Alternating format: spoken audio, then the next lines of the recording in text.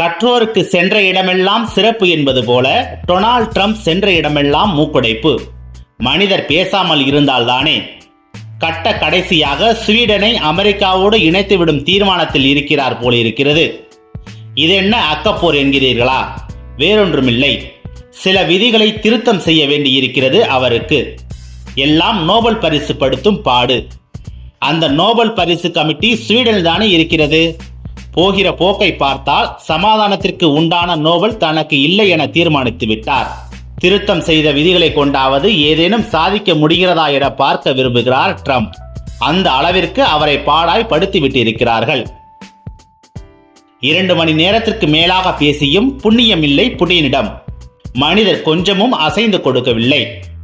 3 ஆண்டுகளுக்கு மேலாக நடக்கும் உக்ரைன் ரஷ்யா மோதலை அப்படி என்பதற்குள் நிறுத்தி விடுவதாக சவடால் விட்ட ட்ரம்ப் 30 நாட்களுக்கு உண்டான சீஸ்ஃபயர் உடன்படிக்கையாவது ஏற்பாடு செய்து தாருங்கள் என ஜெலன்ஸ்கி டொனால்ட் ட்ரம்பிடம் கெஞ்ச, இவரும் புட்டினிடம் எவ்வளவோ முடியுமோ அவ்வளவு தூரம் குட்டிக்கரணம் எல்லாம் அடித்து பார்த்தார்.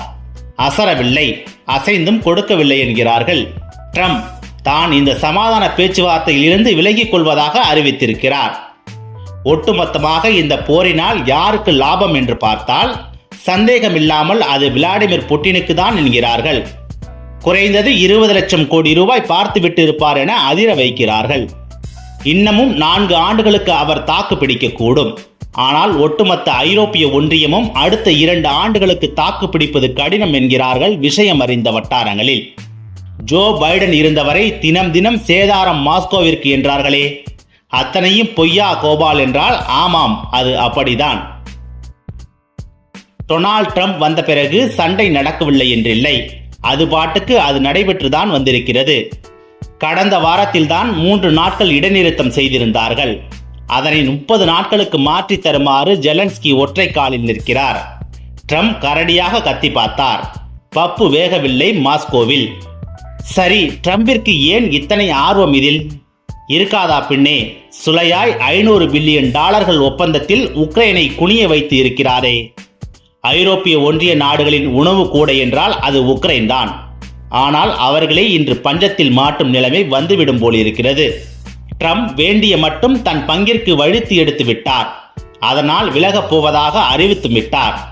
மாட்டிக்கொண்டு பேய் மொழி முடித்துக் கொண்டு இருப்பது ஜெலன்ஸ்கி மட்டுமே. இப்போது அவரது உயிருக்கும் ஆபத்து என்கிறார்கள். புட்டினால் அல்ல, அவரது சொந்த மக்களால். தங்களின் இன்றைய இந்த நிலைமைக்கு அவரே காரணம் என நினைக்கிறார்கள்.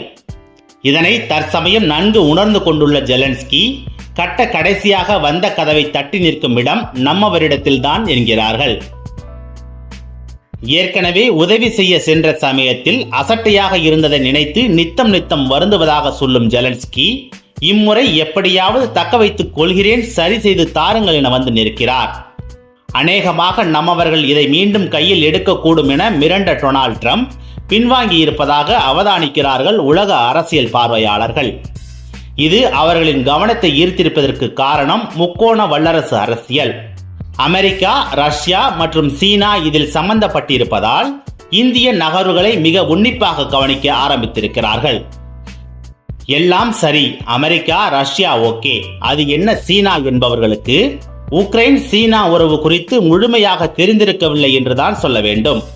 நம் இந்திய தேசத்திற்கு திபெத்திய உறவு எப்படியோ அதே போலவே உக்ரைன் சீனா உறவு அவர்களுக்கு.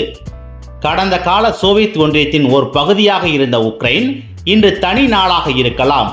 ஆனால் சோவியத் கால தயாரிப்புகள் அத்தனையும் உக்ரைன் ஊடாகவே சீனா சென்றது. அவர்களின் செழிப்பிற்கு உக்ரைனுக்கும் பங்கு உண்டு. ஆனால் பெய்ஜிங்குக்கு ஜெலன்ஸ்கியை கண்டால் ஆகாது.